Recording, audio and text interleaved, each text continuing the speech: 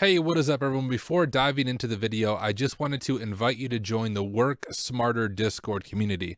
This is actually an IT community that we started about a year ago where me and a friend just said, hey, let's meet once a week, let's hold one another accountable to our learning goals, and let's grow together. And that group of two of us has now grown to, we're about to hit 500 members, which is crazy. But what I think sets our community apart from others is we meet every Monday night at 7:30 p.m. Central Time, and we answer two questions. What did you accomplish this past week? And what are your specific learning goals for this week? And then we actually hold one another accountable so we can grow together. Not only that, but we offer mock interviews, we offer resume reviews, some resume workshops, hacking workshops, all of it completely free of charge, just as a way of giving back to the cybersecurity community. So if you are looking for a group of people to grow with, would love to have you join me. I will drop a link to it in the description of this video. But without any further ado, let's go ahead and dive into the video for today. Hey, what is up, everyone? Welcome to the HackSmarter Twitch channel. Or if you're watching this after the fact, welcome to my YouTube channel. I am Tyler Ramsbey. I have the honor of being your host, and I have a special treat for you. I got a special treat for me. I have the honor of sitting down with Matt Kiely, aka HuskyHacks. Matt, man, welcome to the HackSmarter Twitch channel. Hey, Tyler. Let's groove, buddy. Let's do this. Yeah, it is good to Thanks have for you having here. me, man. Yeah, thank you. Thank you for having me. And quick introduction about Matt for those of you who are unaware of his work. He is a red team operator. He's a content creator. He's an instructor through TCM Security, a CVE author. I think you've spoken at DEF CON. I actually don't know what you haven't done. It seems like you've done most things that you can do in the cybersecurity world. And the way I got introduced to Matt is I purchased his malware analysis course through TCM Security. And on the first slide, he said, here's my email, reach out to me. And I recently had John Hammond on, and I just emailed John Hammond with no expectation that he'd get back to me, and it worked. So I thought, hey, maybe I'll email this Matt guy and he'll get back to me. And he got back to me like the very next morning. So man, I'm pumped about this. I'm going through your course right now, so I'm looking forward to this. But let's just begin with a classic elevator question. If we had never met, you only had a few minutes to introduce yourself. Who is Matt Kiely? All right, so the elevator doors are closing, so here we go. Hey, so I know we're both in this elevator right now, and there's no reason for me to talk to you. But if you want to know who I am, that was a joke. I'm Matt. My handle is HuskyHacks. I'm a practitioner of maybe about 10 years of experience at this point. I've done system administration work, network administration work. The later half of my 10 years in IT broadly has been cybersecurity related. So I have a strong specialty in offensive practitioner work. You know, I have OSCP, ECPPT, ECPTX, CRTO, some of the other kind of offensive related certs. But I'm a red team operator. I'm the blue team's red team operator, right? I like to perform red team engagements to better the blue team. And so I try to be as close to true to form threat emulation as I can possibly be to make better blue teamers. I'm not trying to just red team for the sake of red teaming. But other than that, I'm just a guy. I'm just trying to learn. I'm making my way through this very, very complicated, incredible field that we all get to share, and I'm trying to put a small dent in the universe as far as the cybersecurity world by telling stories, by teaching, by learning, by building. So good. And for those of you joining me live on Twitch right now, I see the chat. Thank you guys for hanging out. And I will say I have like a bunch of questions that we can go through, but I want to get to your guys' questions as well, honestly, before my questions. So if you're watching on the chat and you have questions for Matt, feel free to drop it in the chat and I'll make sure I get to that. But Matt, let's just set the context for some of what you're doing now. If I have my details correct, you are a red team operator right now for SimSpace Corporation. In addition to all the content you create, all the community that you create, what does a typical week look like for you? And I know that the standard answer is there is no typical week, so give me the closest thing you can. I'll tell you, you know, my weeks look pretty similar from week to week, but so here's how it will generally go. So we'll have clients. So I'm part of the live red team, right? So my job is to create threat presentations that are relevant, engaging, are challenging if need be, and put together a set of these attack patterns, TTPs, that I can chain together into attack chains And I get to go to these big clients and bring their blue teams into a simulated environment. And give them the worst like 24 hours of their cybersecurity life, right? And so like we will condense, me and my other red teamers will condense threats that you would normally see over maybe a 3-year period into 24 hours, right? Everything from low tiered threats that are very naive, smash and grab style stuff, with maybe commercial off the shelf malware that is easily signaturable, all the way up to custom in-house tool develops. Or in-house tool development and custom remote access Trojans and the latest in like TTPs and things we find advanced persistent threats doing. And we package all of that up into threat presentations that we get to give to them. So to put those together, I have to do a ton of research for these higher tiered threats. I have to go find like what these APTs are doing. I have to capture malware out in the wild, bring it back to the lab, dissect it, look at what that looks like under a microscope, and then package threats together to do low fidelity replications of what they might do out in their target environments. And then other than that, I'm doing a lot of in-range C2 infrastructure, standing up things like team servers and redirectors to get my C2 traffic from one area to the other. And the interesting thing is that this is all in range. So it's not, I've done the engagements that happen out in the internet too, but this is all kind of like in a self-contained environment, but it looks like the real internet as well. So that gets to be pretty fun. But other than that, I'm tons of research, lots of CVE research, lots of looking into new tradecraft, perfecting the craft as a red team operator needs to do.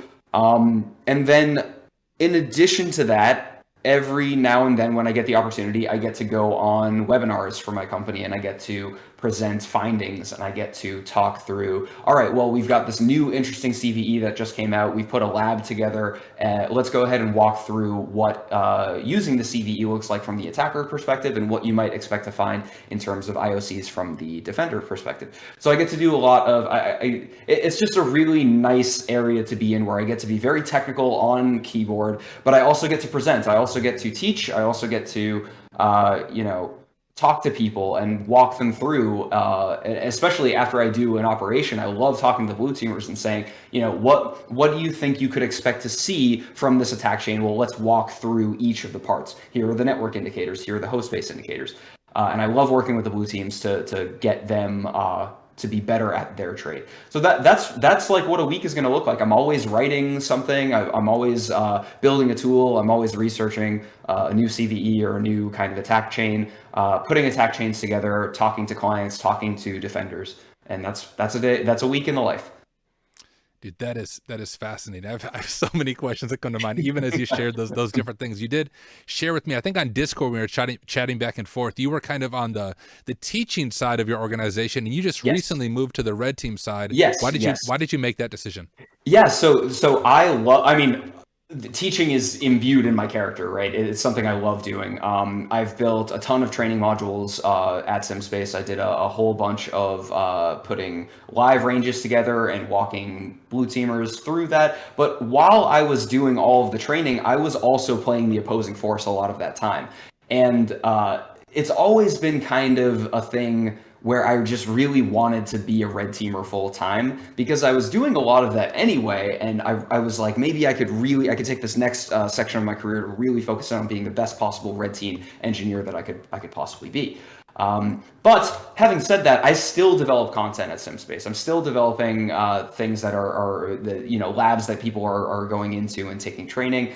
So it's kind of like I brought the skills of a content developer over to the red team side as well, and I get to use that too. So every time there's like a big new emergent threat, I'll usually come around and say, hey, it's time to do another lab module for that, or hey, it's time to do another webinar for that.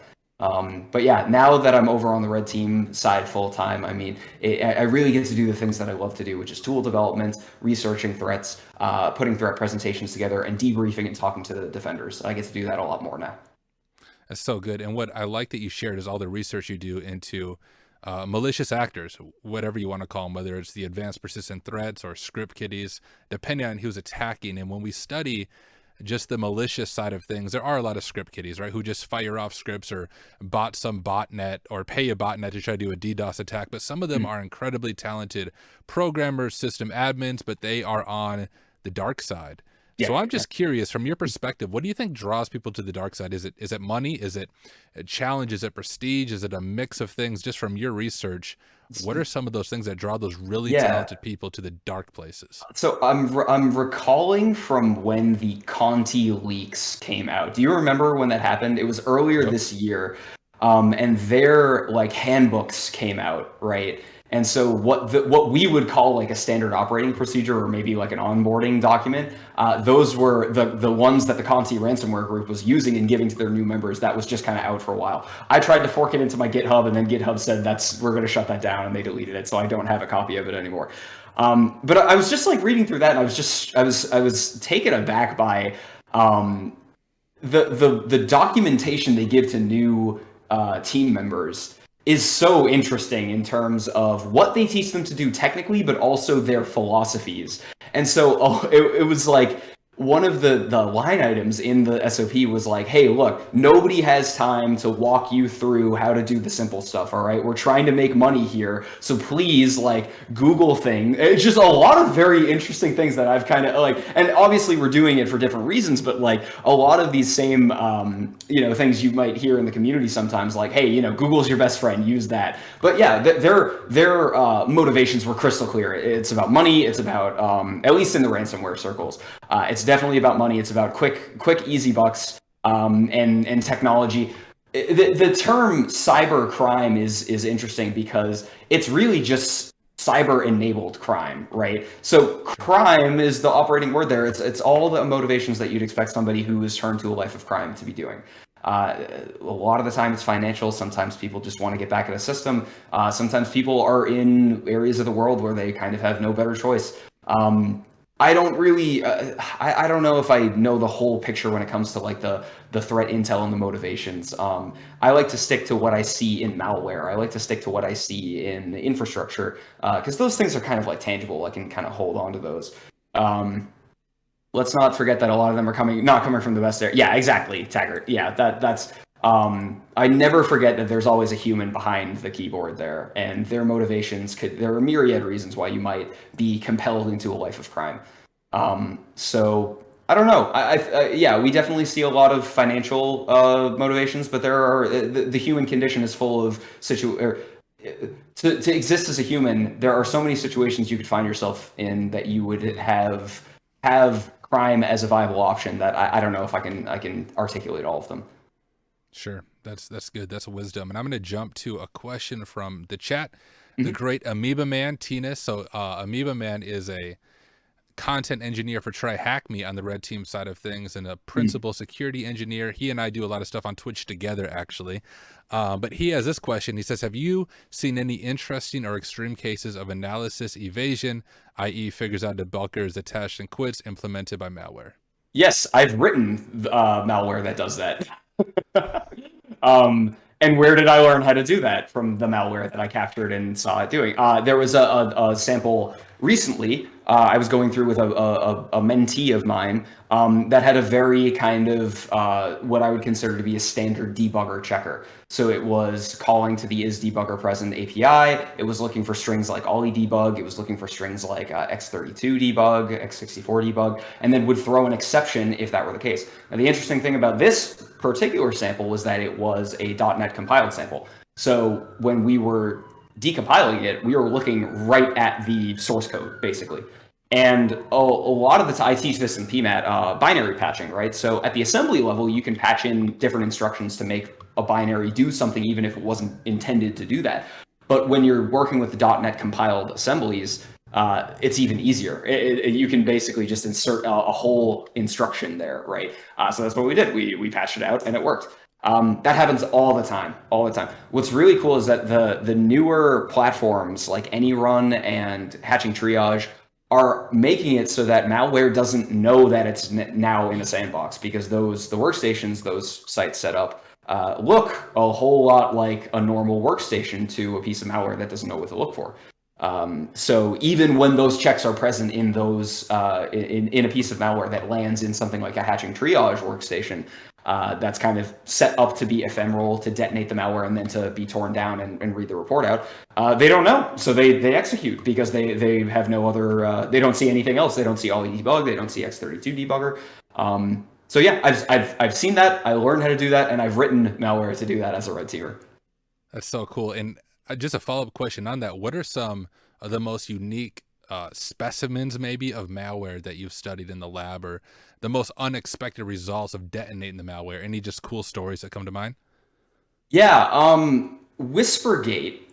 Whispergate was cool because of its. I mean, there's a whole geopolitical kind of scenario going on with Whispergate, but even the technicals of that one were pretty interesting. I learned something with Whispergate that I didn't know before, which was that you could access the MBR. You can access a part of the Windows operating system through a namespace by accessing it through. I forget which one specifically. I have it in my notes somewhere. But basically, long story short, Whispergate is a wiper, right? So it will completely overwrite the master boot record. It will completely overwrite it will destroy your operating system, right?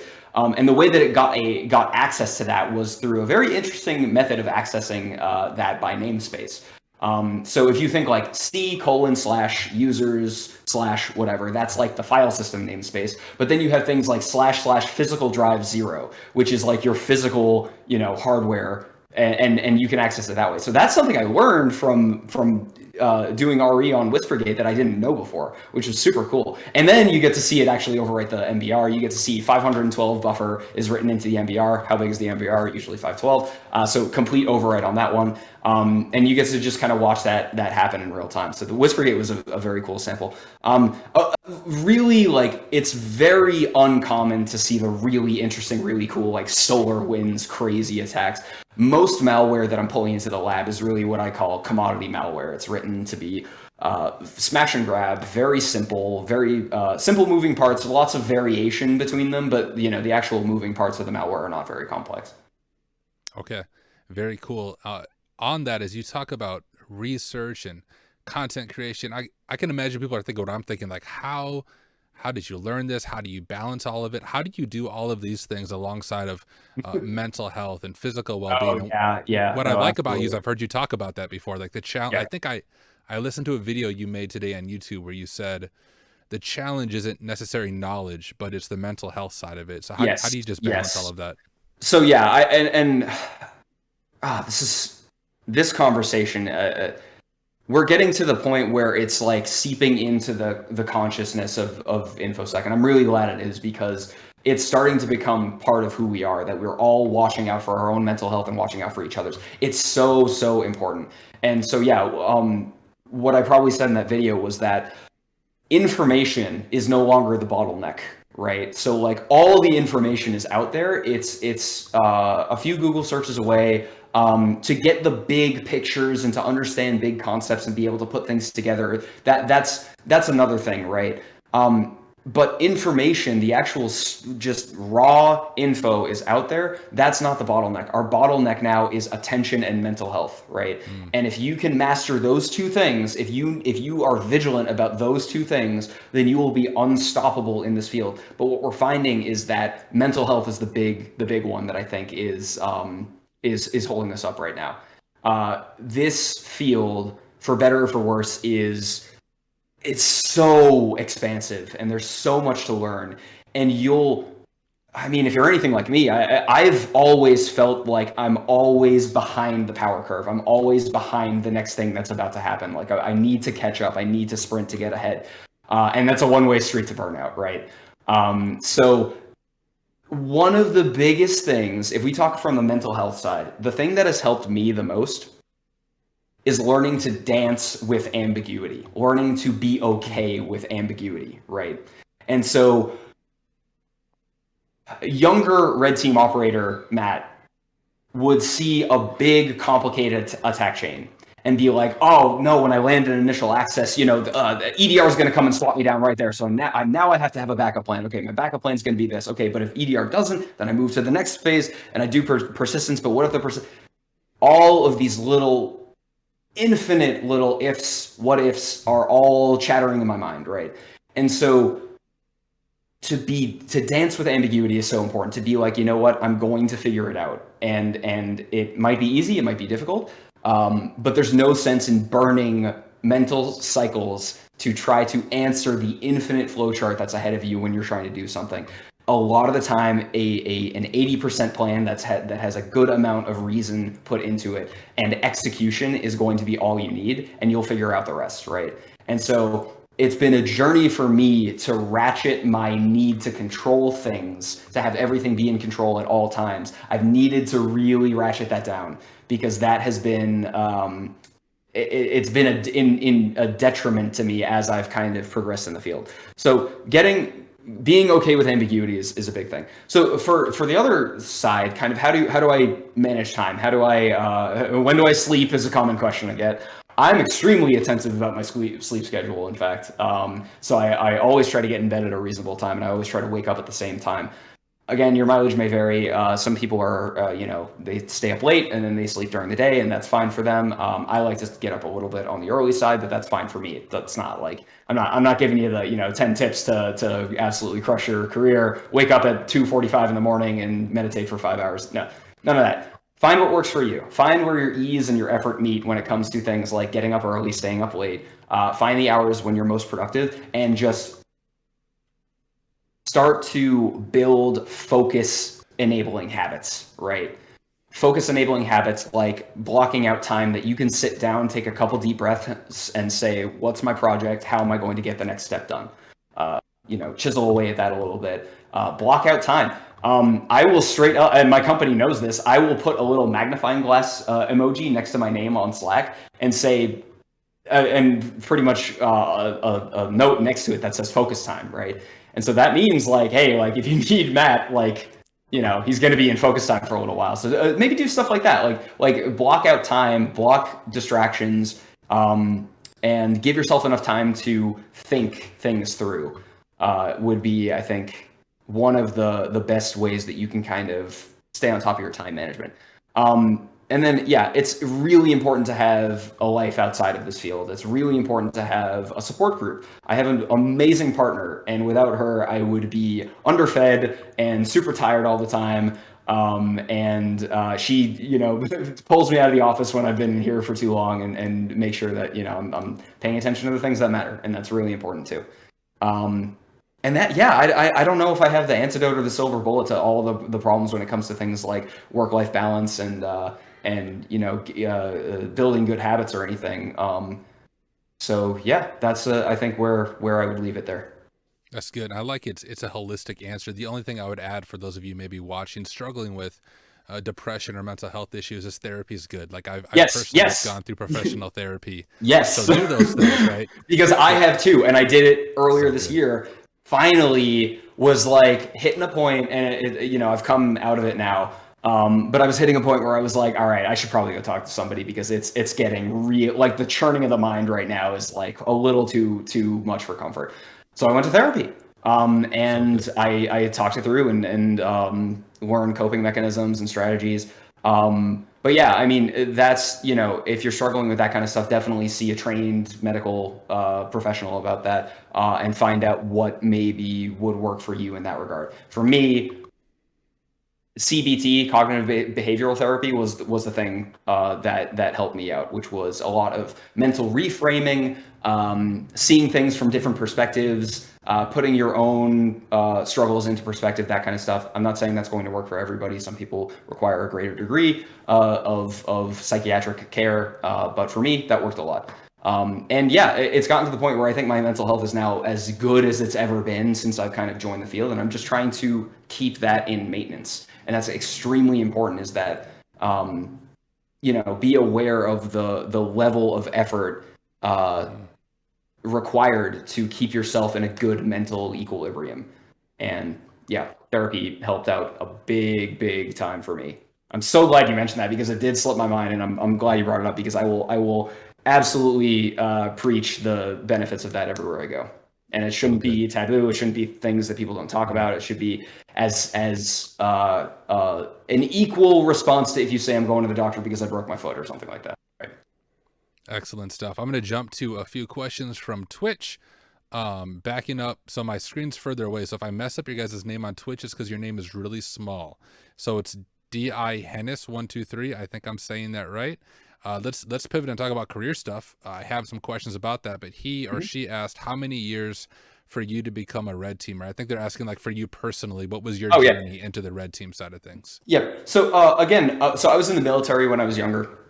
So I had 5 years of experience as a system administrator, network administrator, intel analyst, and I did basically secret area security, right? So they call it special access program security. So all of that time was a like foundational time that I needed, that I learned what Kerberos was, how to set up Active Directory, the OSI model, how packets get from one place to another. So all of that was like building a strong foundation. After that, I got out, I went to school, and I would say 3 or so years, so like 5 years of military training, 3 or so years of blue team SOC analyst, and really kind of SOC analyst, half compliance work. So that's where I learned a lot of things like, okay, what does a SIEM look like when it's stood up in an environment? How do you perform basic rudimentary incident response and malware analysis? So that kind of stuff.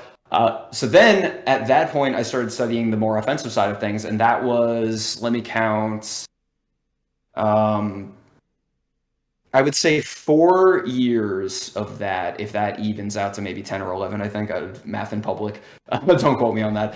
But yeah, so I started with a good foundational, an amount of foundational training for about 5 years. 3 after that were about blue team, kind of like a pseudo incident response slash SIEM SOC analyst slash compliance role. And then from then until now, which I think is about 4 years, that's been red team. That's been OSCP, pen testing, red teaming, threat emulation.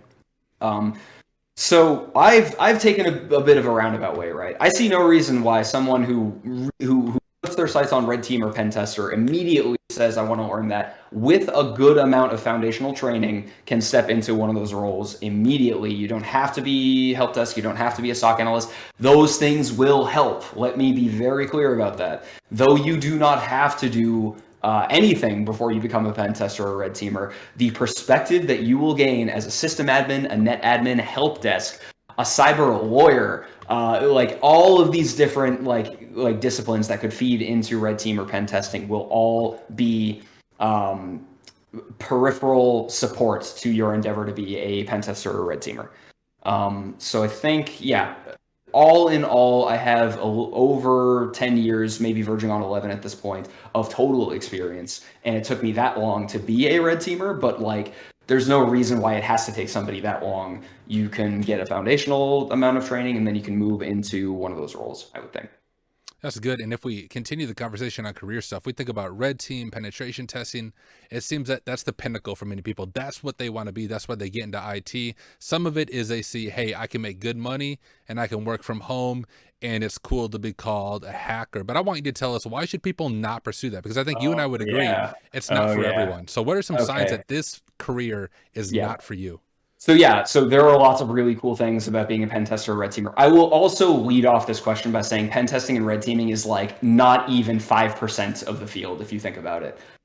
Most people in this field are not even in offensive security roles. So, consider that for the people who are thinking that pen testing, red teaming is like the ultimate, like the top of the pyramid.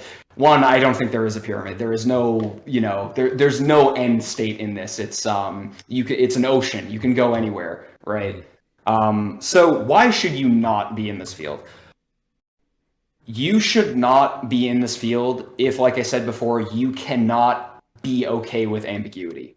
If you are the type of person that requires, like just your operating system requires to know exact things at exact times, at exact dates, with exact quantities, maybe physics is probably a better field for you, because this is like, there's a lot going on. There's a lot of ambiguity. It's very, very dynamic, right? You should not be in this field the specter of burnout is always looming above your head, right? If you find yourself susceptible to getting overstressed, if you find yourself susceptible to burning out, this might not be the field for you. There is everybody deals with stress in different ways, but just the ways that stress can manifest in this field can be very acute and very psychologically distressing. Now you do have to put it in perspective. I mean, at the end of the day, we're sitting behind a keyboard, probably in an air conditioned room or your apartment, probably. And I got my 2 cats here so I can play with them.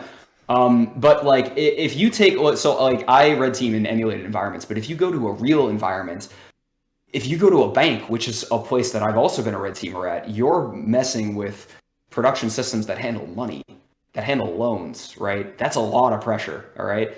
So if you're the type of person that doesn't like to double check their work and make sure, okay, like what are my, like, if you like to just kind of go in guns blazing and don't double check your assumptions and don't think about what are the consequences of what I'm about to do, maybe this is not the right field for you. And yeah, I mean, just, if you're not willing to, and I think I've heard every single person that I have seen an interview where this question is asked, they say the same thing. If you're not willing to work at it constantly every single day to keep improving, to keep learning the next thing, I don't want to say if you get complacent, you'll immediately, you're out in this field. But you got to be like a shark. A shark always swims forward, right? If a shark stops swimming, it starts to sink. So I think that's a Seinfeld line, in fact, that Jerry said about relationships. Anyway, got to be moving forward. You got to be attentive to how much time it's going to take you to get the initial round of foundational training up, because that's a lot. It's like learning music theory or something. It doesn't make any sense.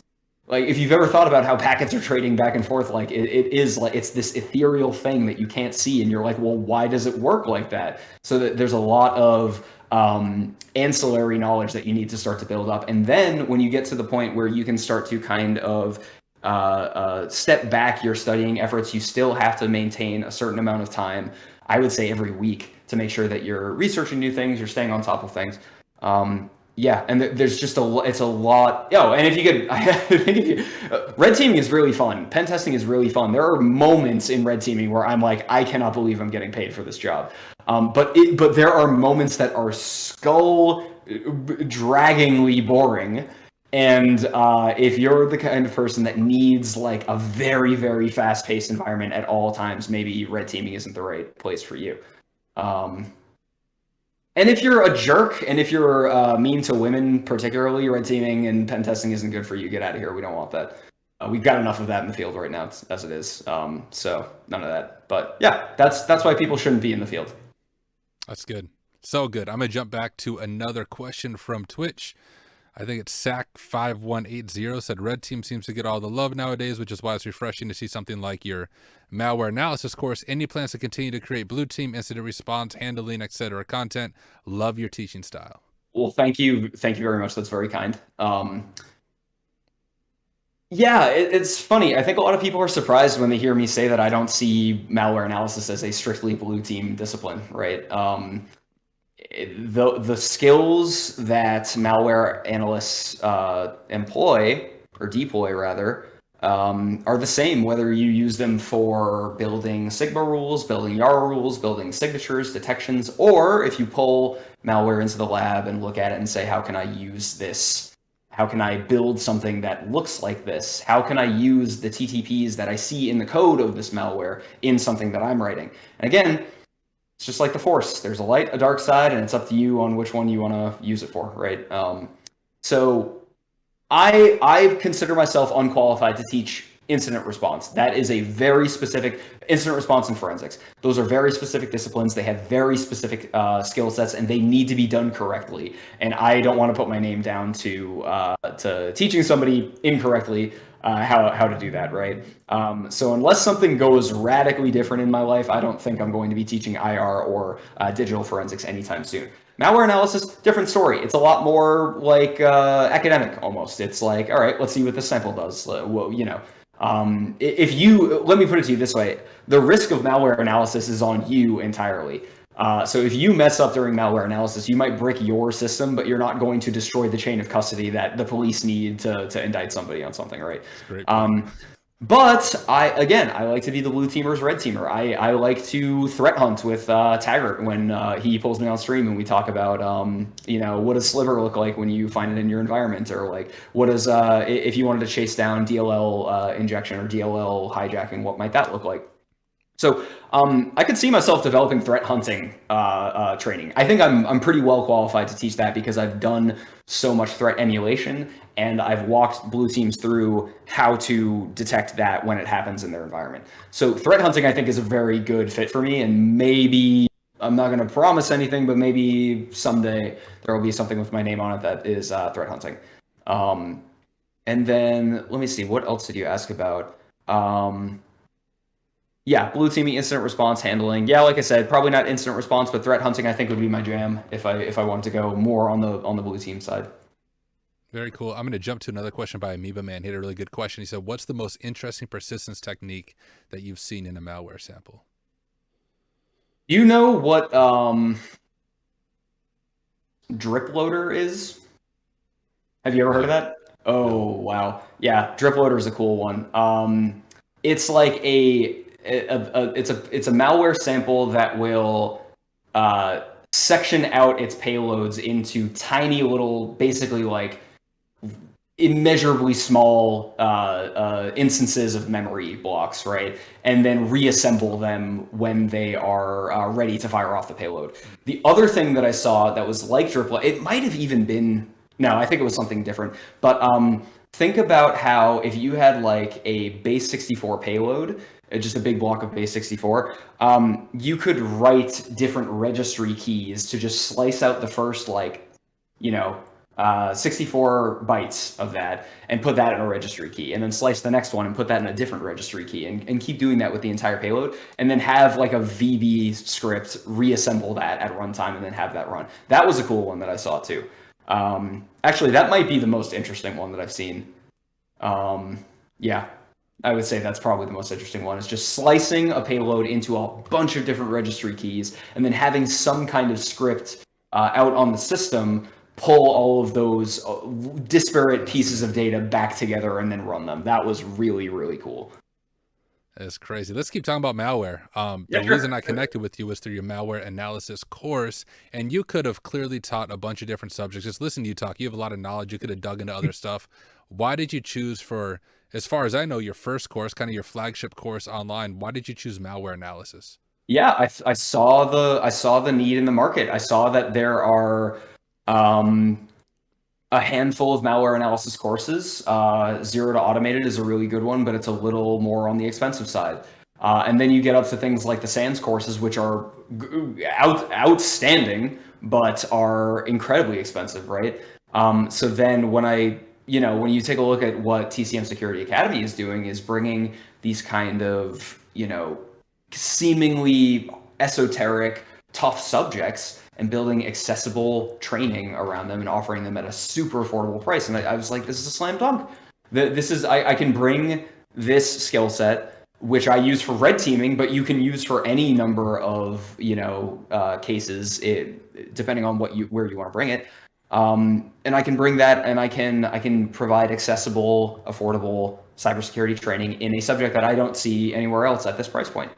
And yeah, I mean, there are the Udemy courses too, but those vary in quality. And I mean, I'm a student of theater. I know how to present. I know how to orate. And I was kind of looking around at some of the different the range of quality of the Udemy courses, and I'm like, nothing here is really bringing it to be affordable and accessible, right?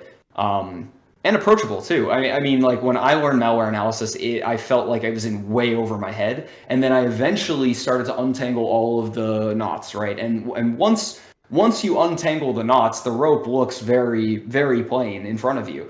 But to somebody else who's just starting out, they're probably still stuck with those same knots. So why don't you make training to go help them? Why don't you put it into words that you had to figure out along the way so that somebody else doesn't have to, right? That's kind of, I think that's probably one of my principal strengths as somebody who does technical work, but also is about training and about communicating, putting things into terms that are approachable, that everybody can understand. So Yeah, when I saw that Heath had the call out for authors, I thought I should just go for it. Funny story about that. He didn't get back to me immediately because I think he said, "Hey, I'm sorry, this actually ended up in my spam folder. I think it's because the name malware is in the subject line here." And I was like, "Yeah, okay, you got me there." But he was like, "No, but I found it and it looks really good." And then I started to develop the content, and here we go.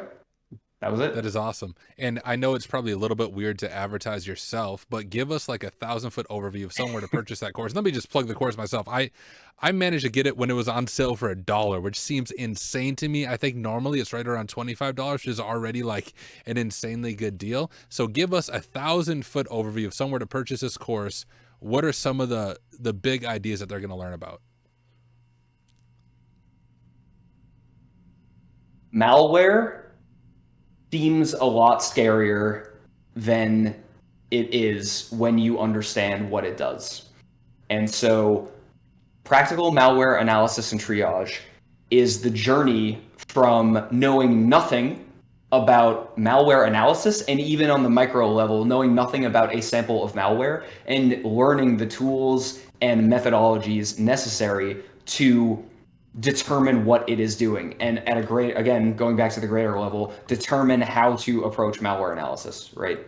The things you'll learn here are when I start with a piece of code that I did not write, and I have hypotheses about what this code might be doing on my system, how can I prove or disprove that it is or is not doing those certain things? Where do I start with that? How do I determine if malware is calling out to a C2?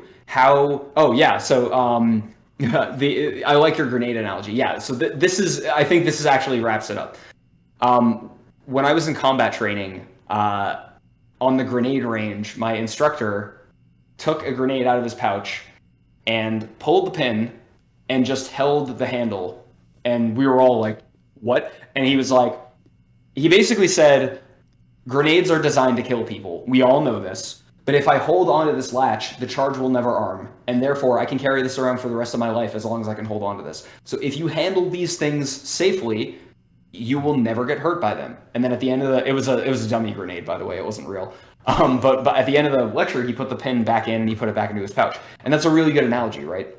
Malware can't hurt you if you understand how to handle it, if you put it into safe detonation conditions, just like a grenade range, and you apply a methodology to determine what it's doing. That's practical malware analysis and triage, and that's what's taught in the course. We run everything. It primarily focuses on Windows because that's what I'm most familiar with, and that's what most malware honestly is written for.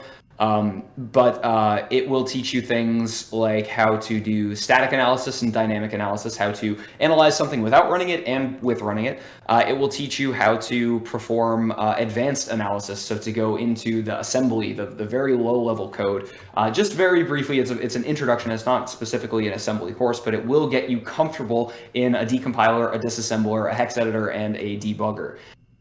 It will teach you how to control malware detonation safely in a safe lab environment, so that you're not risking your neighbor's PC or your own PC.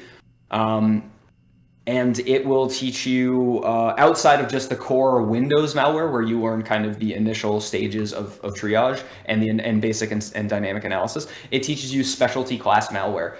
Which was something that I didn't really see go anywhere else when I looked at other coursework, which is, okay, so a lot of malware is written for the Windows operating system, but a lot of it doesn't take the form of like an exe or a DLL. A lot of it is like PowerShell. A lot of it is VBS. A lot of it is the .NET framework, which has a totally separate methodology of how you would want to approach that. So PMAT also expands your, malicious use horizons into malicious documents. And there's even like an Android sample in there.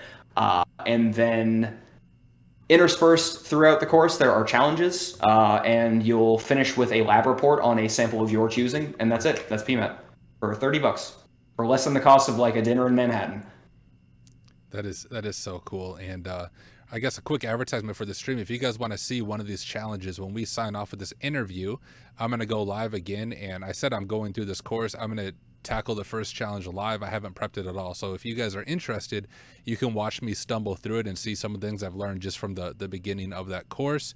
And also for those of you watching live, I just want to let you guys know we are going to wrap up within 10 minutes. I want to be respectful of Matt's time. So I'll try to get to the last couple of questions that were posted here.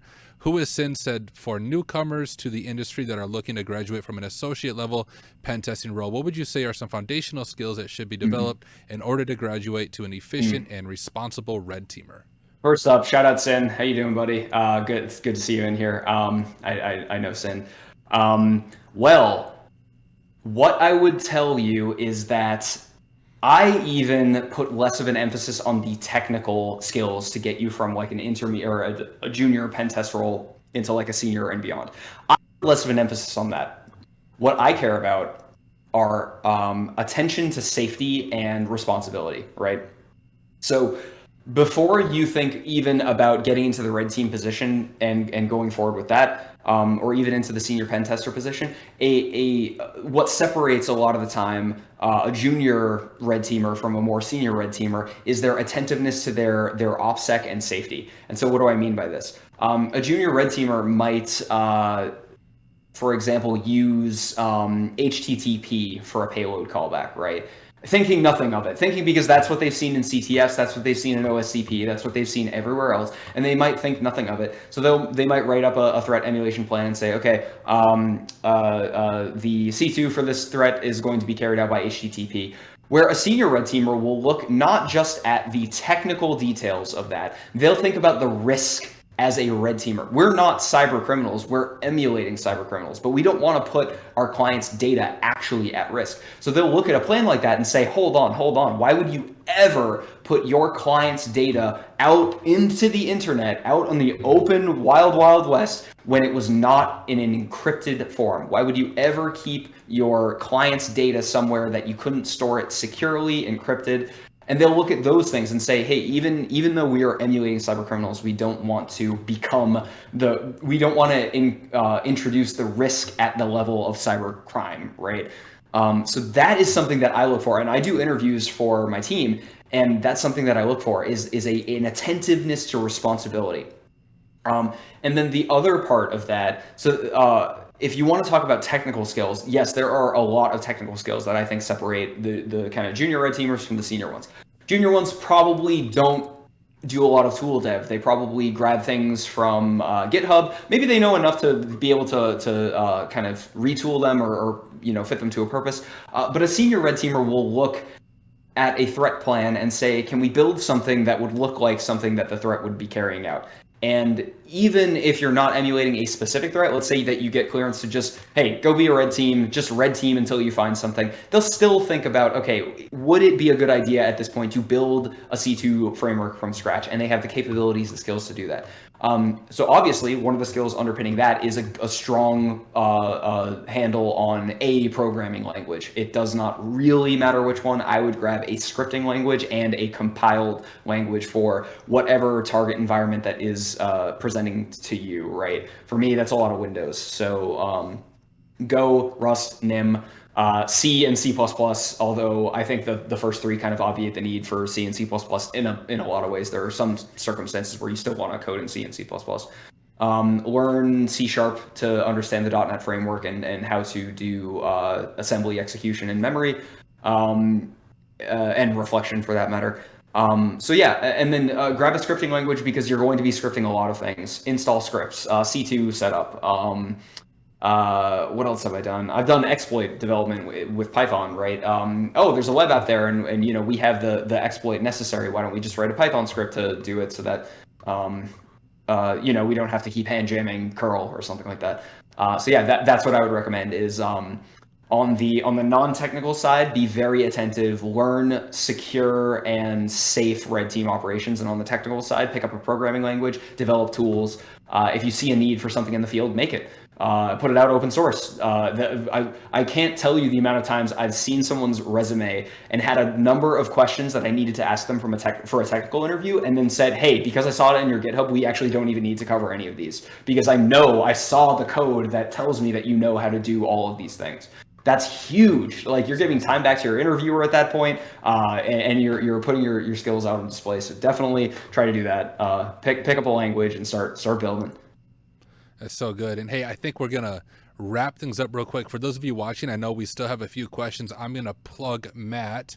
Looking through his website, he has a coaching section. So I know that he is more than happy to meet with people one-on-one to set up career plans, even set up education plans to help you set goals. So if you're interested in that, reach out to Matt. I'm sure he'd love to set that up for you. And I believe the initial conversation is free to make sure it's a good relationship. Yep. 30 minutes, quick 30 minutes between you and I. And then, and then we go from there just to make sure that it's a good match, and that's free. Cool. So if you guys are interested in that, reach out to him and you can ask all the questions you want to your heart's delight. My final question for you, Matt, before we sign off, just any imparting words of wisdom for all of us as we're on this journey of learning together in cybersecurity. What's your top 2 or 3 pieces of advice?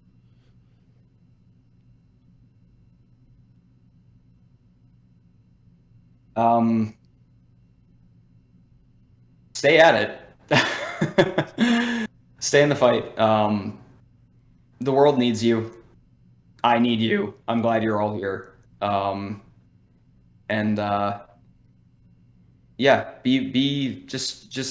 keep at it. That's really it. And take really good care of yourself. And if you take really good care of yourself, you're going to be able to stay at it. And I'm glad you're here. Like I said, thank you.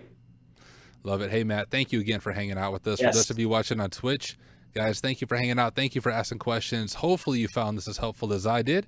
And if you're not a subscriber to me on YouTube or Twitch, go ahead and I'll keep hopefully producing good content like this, and we will continue this learning journey together. I'll catch you guys later. Thank you so much for having me, Tyler. Thank you.